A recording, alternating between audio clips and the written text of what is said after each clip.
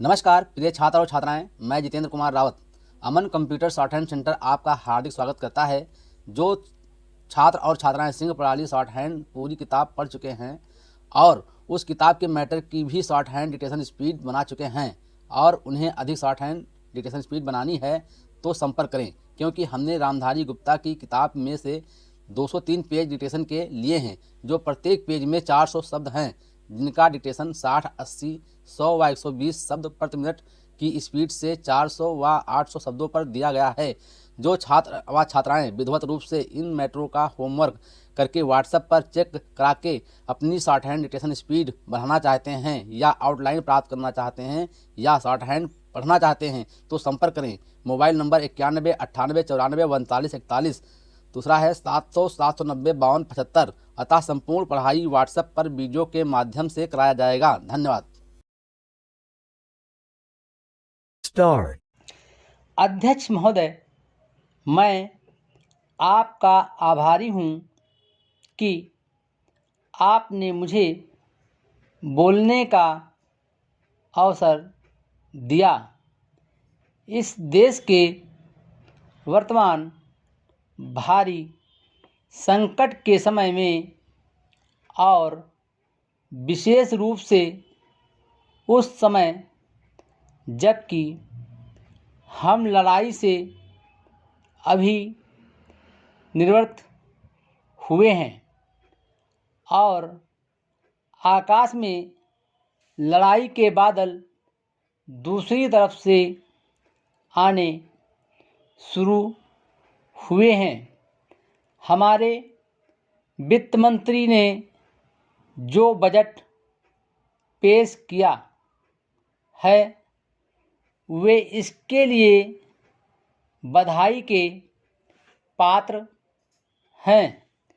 यद्यपि भिन्न भिन्न पहलुओं को लेकर आलोचनाएं की गई हैं, लेकिन यदि उनकी कठिनाइयों को भी देखा होता कि राष्ट्र को किन किन संकटों का सामना करना पड़ रहा है, इस बात पर भी अगर मेरे से पहले बोलने वाले वक्ताओं ने विचार किया होता तो मेरा विश्वास है कि उनकी आलोचनाओं का आधार कुछ दूसरा होता। उन्होंने ऐसे कठिन अवसर पर यह एक संतुलित बजट पेश किया है, उसके लिए मैं उन्हें बार बार बधाई देता हूँ, लेकिन साथ ही साथ मैं अपना यह कर्तव्य समझता हूँ कि कुछ ऐसे विचार भी उनके सामने प्रस्तुत करूं जिससे उनकी कठिनाइयाँ कुछ हल हो जाएं। उदाहरण के रूप में विगत 2 वर्षों में लेखा जोखा कमेटी में बैठने के समय मुझे ऐसा अनुभव हुआ है कि इस देश में 2-3 इस प्रकार की त्रुटियां मौजूद हैं जिनको दूर करने के लिए, जिनकी जांच करने के लिए यदि कोई एक कमेटी या आयोग बिठा दिया जाए तो राष्ट्र को राष्ट्र की सरकार को राष्ट्र के विकास कार्यों को और राष्ट्र की रक्षा व्यवस्था के लिए करोड़ों नहीं अरबों की व्यवस्था फौरन हो सकती है। केवल शासन को जागरूक होकर कुछ कदम उठाने की आवश्यकता है। अभी कुछ छिपे हुए धन का जिक्र किया गया। सरकार ने भी समय समय पर ऐसा आभास दिया है कि इस देश में लगभग 30,000 करोड़ रुपये का छिपा धन मौजूद है। स्वयं में समझ नहीं पाता हूँ कि जब सरकार ऐसा अनुभव करती है तो इसकी व्यवस्था करने में उसको दिक्कत क्या आ रही है। ऐसा मालूम होता है कि कहीं इच्छा शक्ति की कमी है।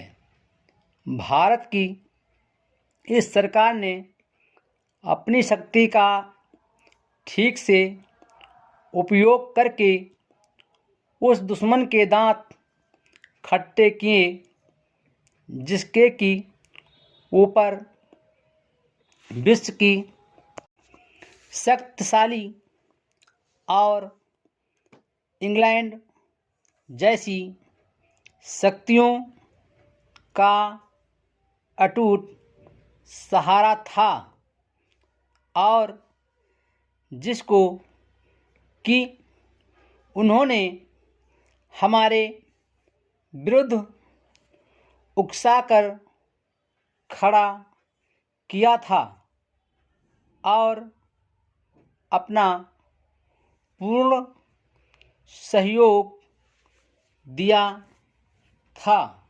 अध्यक्ष महोदय, मानव संसाधन विकास मंत्रालय की मांगों के संबंध में बोलने के लिए मैं खड़ा हुआ हूँ।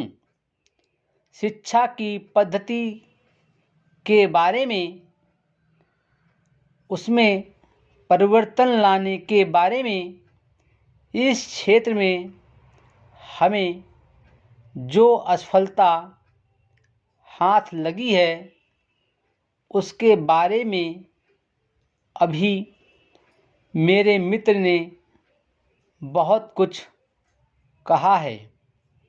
दुर्भाग्य की बात यह है कि देश में सभी लोग यह मानते हैं कि शिक्षा में प्रगति नहीं हुई है। शिक्षा पद्धति में आमूलचूल परिवर्तन नहीं हुए हैं, लेकिन फिर भी इस दिशा में कुछ किया नहीं जाता है। ऐसा प्रतीत होता है कि इस विषय में कुछ भी करने की स्थिति में हम नहीं रहे हैं। स्थिति ज्यों की त्यों चली आ रही है।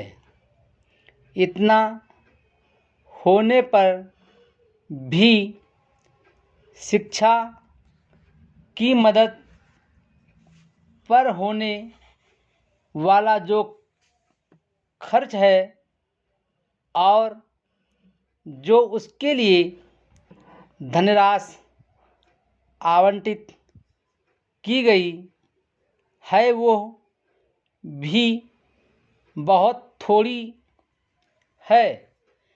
लेकिन उस पर न जाकर मैं आपका ध्यान इस ओर दिलाना चाहता हूँ कि मर्ज बढ़ता ही गया, ज्यों-ज्यों दवा की वाली कहावत ही आज चरितार्थ हो रही है। जितने ज़्यादा आयोग और समितियाँ बैठी और जितनी ज़्यादा शिक्षा पद्धति के बारे में छानबीन की गई है, उतनी ही ज़्यादा बीमारी बढ़ती गई।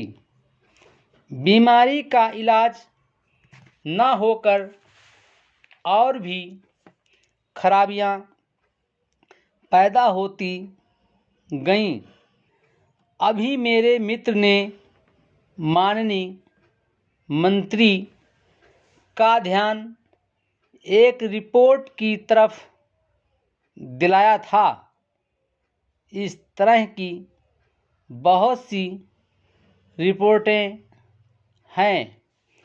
अभी सदस्य महोदय भी एक रिपोर्ट का जिक्र कर रहे थे।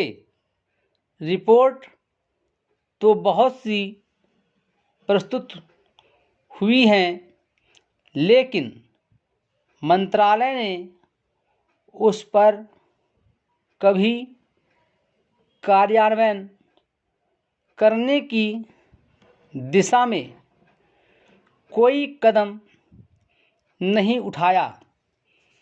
अपनी इस हालत को उन्होंने इसी सदन में स्वयं स्वीकार किया है। अपनी व्यस्तता को उन्होंने स्वयं यहाँ प्रकट किया है। इस विषय पर और अधिक ना कहकर मैं आज के दिन मानव संसाधन विकास मंत्रालय का ध्यान दो विशेष विषयों की तरफ दिलाना चाहता हूँ। पहली बात तो मैं हिंदी के बारे में कहना चाहता हूँ। मंत्रालय का काम हिंदी का प्रसार और प्रचार करना है। हिंदी हमारे देश की राष्ट्रभाषा है। संविधान ने उसको राष्ट्रभाषा का स्थान दिया है, लेकिन हिंदी को वो स्थान अभी तक भी ठीक से प्राप्त नहीं हुआ है। इसके कई कारण हो सकते हैं। एक कारण हिंदी प्रेमियों का अधिक उत्साह हो सकता है। दूसरा, दलगत राजनीति से प्रभावित होकर राजनेताओं का भाषा के बारे में अपनाया गया दृष्टिकोण हो सकता है। Full stop.